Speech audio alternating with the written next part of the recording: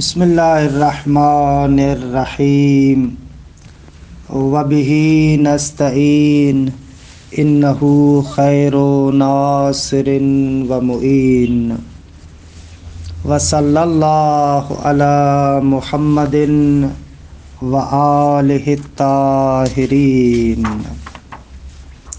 الحمدللہ، خداوند منان کے لطف و کرم سے ہماری گفتگو بدایت الحکمت کے چھٹے مرحلے میں ہے، اور انشاءاللہ آج اس چھٹے مرحلے کی آخری فصل کو پڑھیں گے۔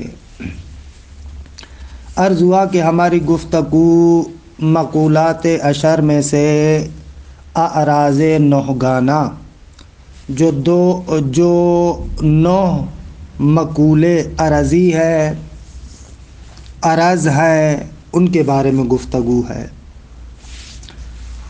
کم اور کیف کے بارے میں گفتگو ہوئی۔ باقی 7 مقولے ہیں جن کو مقولات نسبی بھی کہا جاتا ہے۔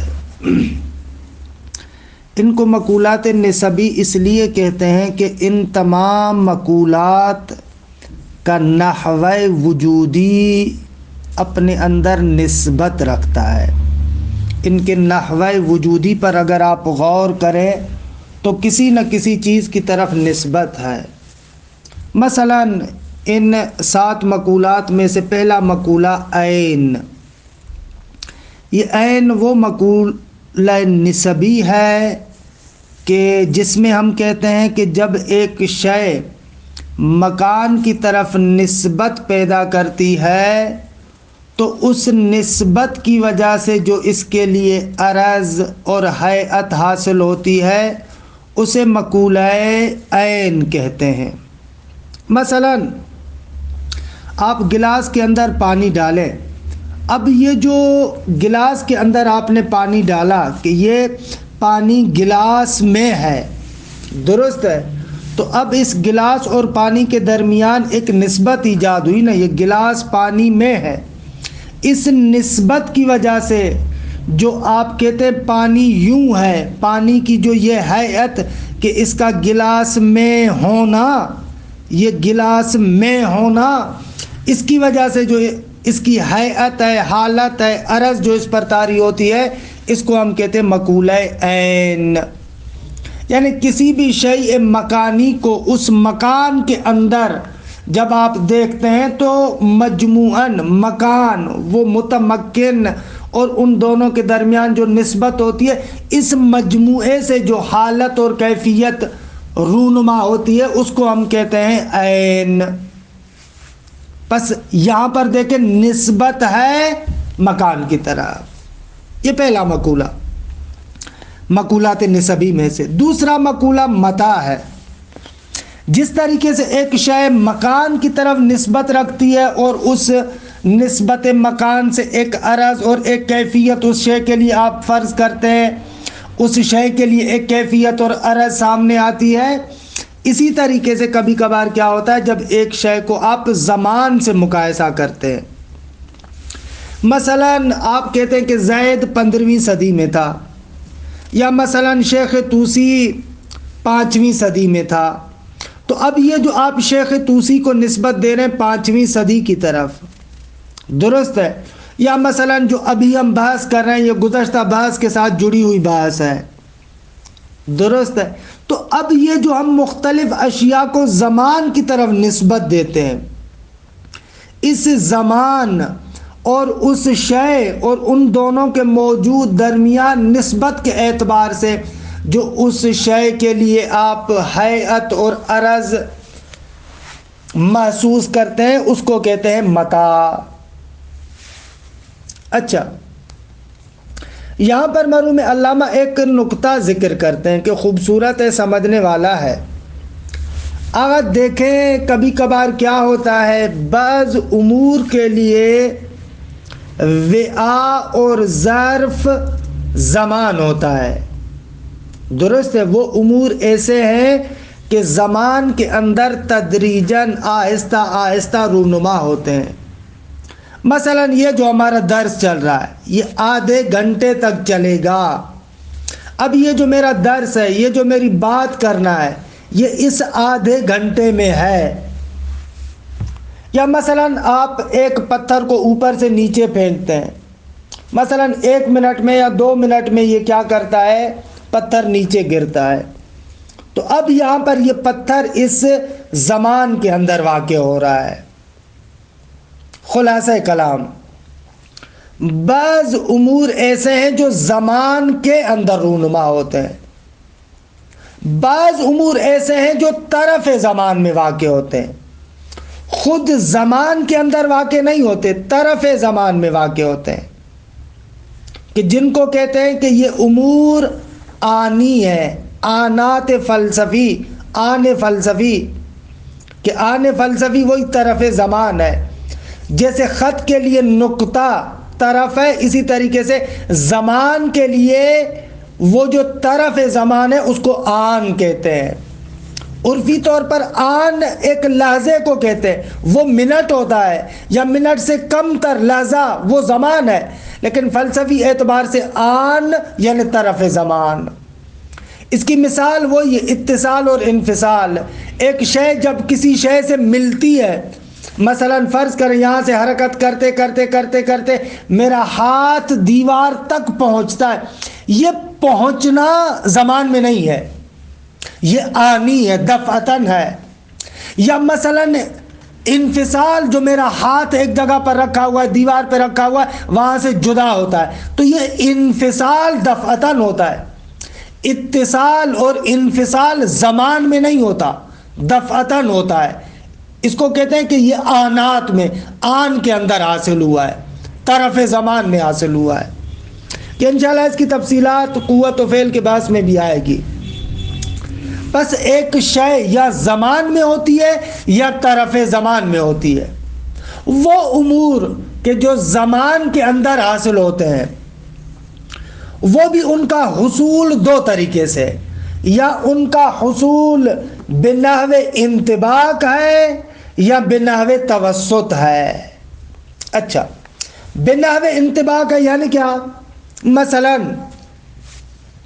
کبھی کبھار ہم دیکھتے ہیں کہ یہ جو حرکت ہے اس کے اجزاء ہیں، اور اس حرکت کا ہر جز زمان کے ایک جز پر منطبق ہے۔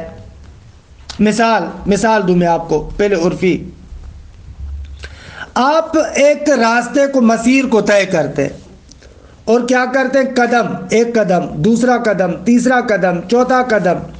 مثلا آپ گھر سے حرم تک جاتے ہیں، گھر سے اپنے پڑوس میں دکان تک جاتے ہیں، یہ جو آپ کی منزل گھر ہے اور وہ جو آپ کا مقصد دکان ہے یا حرم ہے، مثلا آپ 1 گھنٹے کے اندر یہ راستہ طے کرتے ہیں۔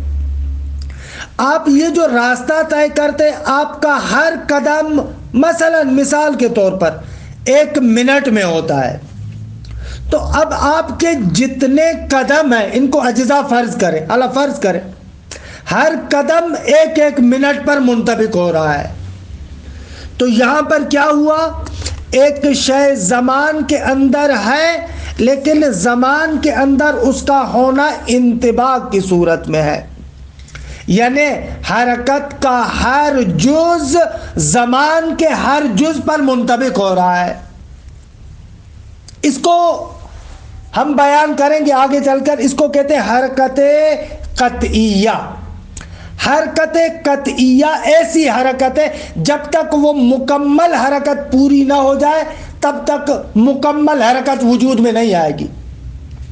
ہر آن، ہر لحظہ اس کا ایک جز زمان کے ایک جز پر منطبق ہوتا ہے، ایسے انطباق کی شکل میں ہے۔ مثال کے طور پر اگر آپ کے پاس وائٹ بورڈ ہو تو وہاں پر آپ کیا کرتے ہیں، ایک لکیر بناتے، ایک نقطے سے لکیر کو شروع کرتے ہیں ایک نقطے تک۔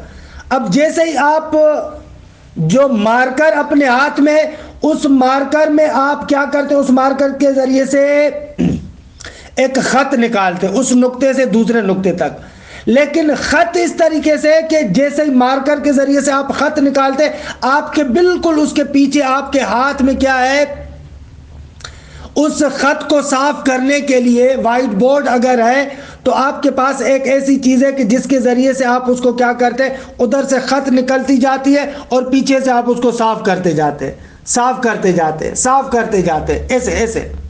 زمان اسی طریقے سے، جیسے اس کا ایک جز حرکت ایسے ہوتی ہے، حرکت قطعیہ، جیسے اس کا ایک جز وجود میں آتا ہے، دوسرے جز کے وجود میں آنے تک وہ پہلا ختم، بعد والا آیا پہلا ختم، بعد والا آیا پہلا ختم۔ لیکن یہاں پر آپ اس کو بناوے انطباق فرض کریں، ہر جز کو جس جگہ پر آپ یہ حرکت کر رہے ہیں اس کا ہر جز اس کے ہر جز کے ساتھ منطبق ہے، ایسے ایسے فرض کریں۔ اس کو ہم کہیں گے حرکت قطعیہ، کہ حرکت قطعیہ بناوے انطباق ہے، اس کا ہر جز زمان کے ایک جز کے ساتھ منطبق ہے۔ دوسری مرتبہ یہ جو ایک شے زمان کے اندر ہے وہ بناوے انطباق نہیں ہے بلکہ بناوے توسط ہے۔ مثلا ایک کبوتر ایک دیوار سے اڑتا ہے دوسری دیوار تک، اب یہ جو ایک نقطہ ہے شروع میں وجود میں آیا، وہی ایک نقطہ لرزاں ہے، حرکت کرنے والا ہے، وہی ایک کبوتر ہے کہ جو اس دیوار سے اس دیوار تک جب حرکت کر رہا ہے، تو وہی ایک کبوتر ہے جو مبدا اور منتہا کے درمیان ہے، آغاز اور انجام کے درمیان ہے۔ وہ ایک شیء بسیط ہے کہ جو اس آغاز سے انجام تک درمیان میں حرکت کر رہی ہے۔ اس کو کہتے ہیں حرکت بناوے توسط، کہ تفصیلات ان کی ہم انشاءاللہ بعد میں ذکر کریں گے۔ یہاں پر بس علامہ نے یہ اشارہ فرمایا کہ آغا جان جو امر زمانی ہوتا ہے اس کو آپ دو طریقوں سے دیکھ سکتے، یا اس زمان پر منطبق ہے، یعنی اس حرکت کا ہر جز زمان کے ہر جز پر منطبق ہے کہ اس کو کہیں گے حرکت توسطی، یا نہ اس کا ہر جز زمان کے جز پر منطبق نہیں ہے بلکہ ایک شیء بسیط ہے جس کو آپ مبدا اور منتہا کے درمیان فرض کرتے ہیں کہ یہ درمیان میں ہے، اس کو کہتے ہیں حرکت توسطی۔ خوب اس بحث کے ٹکڑے کو دیکھ لیں۔ الفصل الحادی عشر فی المقولات النسبیہ، فرماتے ہیں 11ویں فصل مقولات نسبی کے بارے میں۔ وہ کون سے؟ وہی العین والمتاع والوضع والجدہ والاضافہ والفعل والانفعال، کہ ہر ایک کی وضاحت کرتے ہیں۔ اما العین، خوب عین کون سا مقولہ ہے؟ فہو حیئۃ حاصلۃ من نسبت شیء الی المکان، وہ حیئت، وہ حالت، وہ عرض جو حاصل ہوتی ہے ایک شے کے لیے جب اس شے کی نسبت ہو مکان کی طرف۔ وَأَمَّا مَتَى فَهُوَ حَيْئَةٌ حَاصِلَةٌ مِّن نِسْبَةِ الشَّيْءِ إِلَى الزَّمَانِ، متا فرماتے وہ حیئت اور عرض ہے جو ایک شے کو حاصل ہوتی ہے، کب؟ جب اس شے کی نسبت ہو زمان کی طرف۔ وَنِسْبَةُ الشَّيْءِ إِلَى الزَّمَانِ، یہ جو شے کی نسبت زمان کی طرف ہے ضروری نہیں ہے کہ وہ خود زمان میں ہو، نہ طرف زمان میں ہو تب بھی آپ کہہ سکتے ہیں۔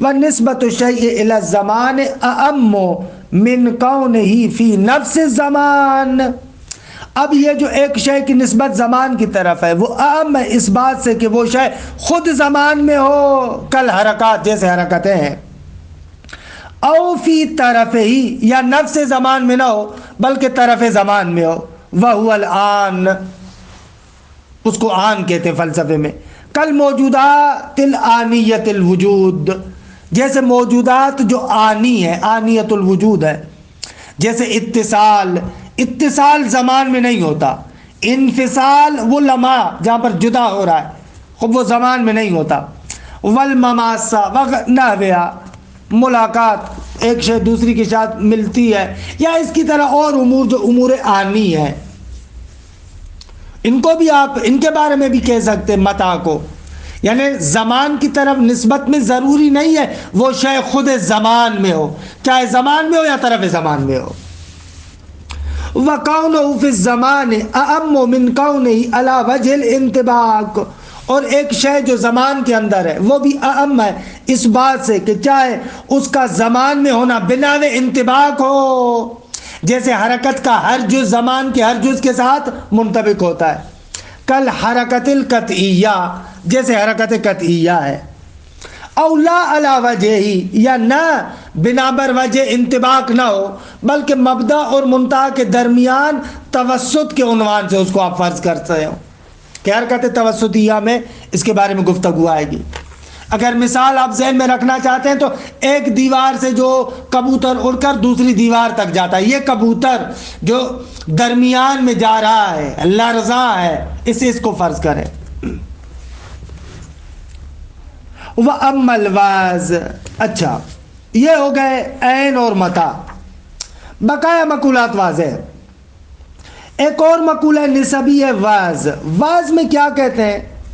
واز میں کہتے ہیں کہ آغا ایک شے کی اپنے اجزاء کے ساتھ نسبت اور مجموعے اجزاء کی خارج کے ساتھ نسبت، اس سے جو ہیئت حاصل ہوتی ہے اس کو کہتے ہیں واز۔ مثلا آپ کے گردن کی آپ کے پاؤں کے ساتھ نسبت، ہاتھوں کی سینے کے ساتھ، ہاتھوں کی مثلا پاؤں کے ساتھ نسبت، یہ اجزاء کی جو بعض اجزاء کے ساتھ نسبت ہے نا، اس کی وجہ سے آپ کی ایک خاص ہیئت ہمارے سامنے آتی ہے۔ اور اس پورے مجموعے اجزاء کی خارج سے جب آپ نسبت دیتے ہیں، مثلا آپ جب بیٹھے ہیں تو آپ کی ایک خاص ہیئت اور حالت ہوتی ہے، جب آپ کھڑے ہیں تو آپ کی ایک خاص ہیئت اور حالت ہوتی ہے، اس کو کہتے ہیں واز۔ پس واز وہ کیفیت اور کیفیت نہ، وہ ہیئت اور حالت جب بعض اجزاء کی بعض اجزاء سے نسبت ہو اور مجموع کی خارج سے نسبت ہو، اس کو کہتے ہیں مقولہ واز۔ وَأَمَّا الْوَضْعُ فَهُوَ هَيْئَةٌ حَاصِلَةٌ من نسبت اجزاء الشیء بعضها الى بعض والمجموع الى الخارج۔ واز وہ عرض ہے کہ جس میں ایک ایسی ہیئت اور حالت ہیئت کا ترجمہ ہم اردو زبان میں اور کیا کریں، ہیئت یعنی وہی عرض کہ جو حاصل ہوتی ہے ایک شے کو اس بات سے کہ جب اس شے کے اجزاء کی نسبت بعض کی طرف ہو اور مجموع اجزاء کی خارج کی طرف ہو، کل قیام الذی ہوا ہیئت حاصلۃ، جیسے کھڑا ہونا۔ خوب، یہ ایک ایسی ہیئت ہے جو انسان کو حاصل ہوتی ہے من نسبت خاصۃ بین اعضائہ نفسها و بینہا و بین الخارج، جب بذات خود اجزاء کی ایک دوسرے کے ساتھ نسبت دیتے ہیں اور مجموع کی خارج کے ساتھ نسبت دیتے ہیں، تو یہ قیام کیا ہے؟ وضع ہے۔ من کون رأسہ الی فوق و قدمیہ الی تحت، کہ مثلا سر اوپر ہے قدم نیچے ہے، ایسے اس کو ہم کہتے ہیں واز۔ ایک اور مقولہ ہے جدا، کہ اس مقولے کو ملک بھی کہتے ہیں، مقولہ لہ بھی کہتے ہیں، اور بھی بہت سارے اس کے نام ہیں۔ جدا یا ملک یہ وہاں پر مقولہ ہوتا ہے جہاں پر ایک محیط ہو اور ایک محاط ہو، درست ہے؟ اس محاط کے حرکت کرنے سے محیط بھی حرکت کرے۔ آسان مثال اس کی دوں، آپ کے سر پہ عمامہ بندھا ہوا ہے یا آپ کے سر پہ ٹوپی ہے، آپ کا سر محاط ہے، ٹوپی محیط ہے جس نے آپ کے پورے سر کو گھیر لیا ہے، عمامے نے پورے سر کو کیا کر لیا ہے؟ گھیر لیا ہے۔ اب جیسے ہی آپ کا سر حرکت کرتا ہے وہ ٹوپی بھی حرکت کرتی ہے، عمامہ بھی حرکت کرتا ہے۔ اب اس محیط و محاط کی وجہ سے جو حیت انسان کے لیے حاصل ہوتی ہے اس کو ہم کہتے ہیں مقولہ جدا، تعمم، تقمص، یہ کیا ہے؟ مقولہ جدا میں آتے ہیں۔ وَأَمَّا الْجِدَا وَيُقَالُ لَهُ الْمِلْک، اس کو کیا کہتے ہیں؟ ملک بھی کہتے ہیں۔ اچھا یہ کیا ہے؟ فرماتے ہیں یہ ایسے ہے، فَهُوَ हैअतुन हासिलतुन मिन इहातत शैइन बिशैइन, ये वो हैअत और अरज है कि जो हासिल होती है जब एक शय दूसरी शय का इहाता कर ले, बेहैसो इस तरीके से कि यंतकिलुल मुहीतो बिइंतिकालिल मुहात, वो जो मुहात है अगर वो मुंतकिल हो हरकत करे तो मुहीत भी हरकत करेगा। अच्छा, सवाअन कानतिल इहाततो इहाततन ताम्मा, चाहे वो इहाता मुकम्मल इहाता हो, चाहे वो इहाता मुकम्मल इहाता हो। जैसे मसलन आप चादर पहने, आपके मुकम्मल बदन पर इहाता कर ले, या आप जिलबाब वही क्या कहते हैं इसको, चादर पूरी पहन ली, और इहाततन नाकिसतन, या इहाता नाकिस हो, जैसे तकम्मुस कमीज पहनने की वजह से, पैरान पहनने की वजह से जो आपके लिए क्या है हैत हासिल होती है, या जूती पहनने की वजह से जो आपके लिए हैत हासिल होती है, इसको कहते हैं जिदा। एक और मकूला है मकूलात निसबी में से इजाफा। इजाफा निस्बत मुतकर्रिरा को कहते हैं। दो चीज़ों के दरमियान एक निस्बत है, इस शय की उसकी तरफ निस्बत है और उस शय की इस शय की तरफ निस्बत है। मसलन उखुव्वत, दो भाई, अब यहां पर इन दोनों के दरमियान निस्बत मुतकर्रिरा है। जैद अम्र का भाई है, अम्र जैद का भाई है, दोनों भाइयों के दरमियान निस्बत मुतकर्रिरा है। इस निस्बत मुतकर्रिरा की वजह से जो हैत हासिल होती है उसको कहते हैं इजाफा। अच्छा, ये जो इजाफा है कभी कभार उसके दोनों अतराफ एक जैसे हैं, जैसे यहां पर उखुव्वत, जैद अम्र का भाई, अम्र जैद का भाई, दोनों पर एक जैसा नाम आता है। और कभी कभार दोनों अतराफ पर एक जैसा नाम नहीं आता, जैसे उबुव्वत और बुनुव्वत, बाप और बेटा। अब ये उबुव्वत इजाफा है, एक अब है दूसरा इब्न है, दोनों पर नाम अब का नहीं आता, लेकिन दोनों के दरमियान निस्बत मुतकर्रिरा है। ये उसका बाप है, वो इसका बेटा है, इसको कहते हैं इजाफा मुख्तलिफतुल अतराफ। और जहां पर दोनों पर एक जैसा नाम हो उसको कहते हैं इजाफा मुतशाबिहतुल अतराफ। अच्छा, इजाफे की एक लिहाज से दो किस्में करते हैं या दो नाम, एक इजाफा हकीकी और एक इजाफा मशहूरी।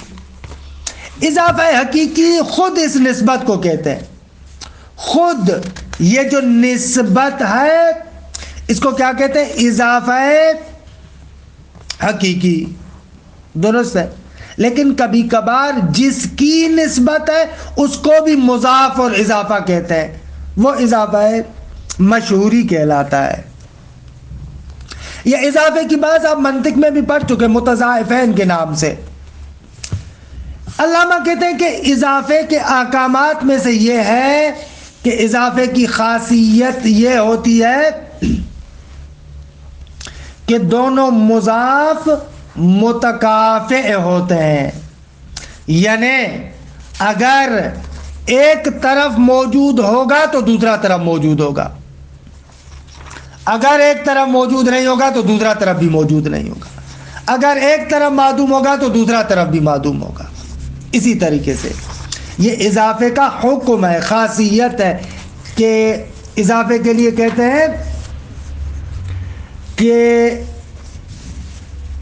अल मुतज़ाइफ़ान मुतकाफ़िआन, दोनों बराबर है। अगर एक तरफ मौजूद तो दूसरा तरफ भी मौजूद, अगर एक भाई होगा तो दूसरा भाई होगा, अकेला बंदा भाई नहीं बन सकता किसी का, दुरुस्त है। अगर एक बिलफेल है तो दूसरा भी बिलफेल होगा, अगर एक तरफ बिलकुवा है तो दूसरा भी बिलकुवा होगा। खूब ये इजाफे के बारे में देखें। व अम्मल इजाफतो फ़हिय हैअतुन हासिलतुन मिन तकर्रुर निस्बत बैन शैअैन, दो चीज़ों के दरमियान जो निस्बत मुतकर्रिरा होती है उसकी वजह से जो हैअत हासिल होती है उसको कहते हैं इजाफा। فإن مجرد النسبہ لا یوجب اضافة مقولیہ. فرماتے ہیں کہ فقط خالی نسبت یہ اضافے کا باعث نہیں بنتی. فقط خالی نسبت نہ، حتماً اور حتماً کیا ہونا چاہیے؟ نسبت متکررہ ہونی چاہیے. خالی ایک طرف کا اضافہ، خالی ایک طرف کی نسبت، اس کو آپ لغت میں تو آپ اضافہ کہہ سکتے ہیں، لیکن فلسفی معنی میں وہ اضافہ نہیں کہلائے گا. فلسفی معنی میں اضافے کے لیے ضروری ہے، اضافہ مقولی کے لیے، کہ نسبت متکررہ ہو، دونوں طرفوں کی ایک دوسرے سے نسبت ہو.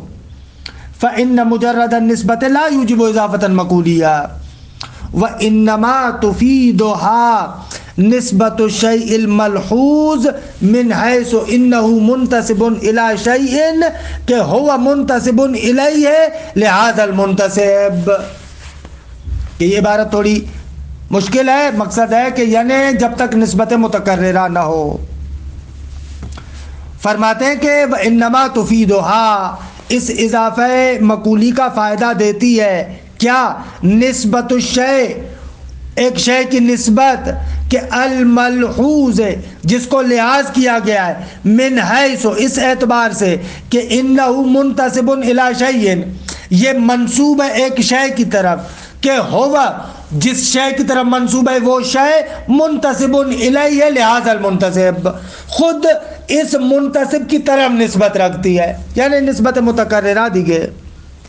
کل اب المنسوب من حیث انہ اب لہذا الابن الیہ من حیث انہ ابن اللہ. جس طریقے سے باپ، اس اعتبار سے کہ باپ ہے اس بیٹے کا، یہ کیا ہے؟ المنسوب الیہ، اس کی طرف منسوب ہے، من حیث انہ ابن اللہ، اس اعتبار سے کہ وہ اس کا بیٹا ہے.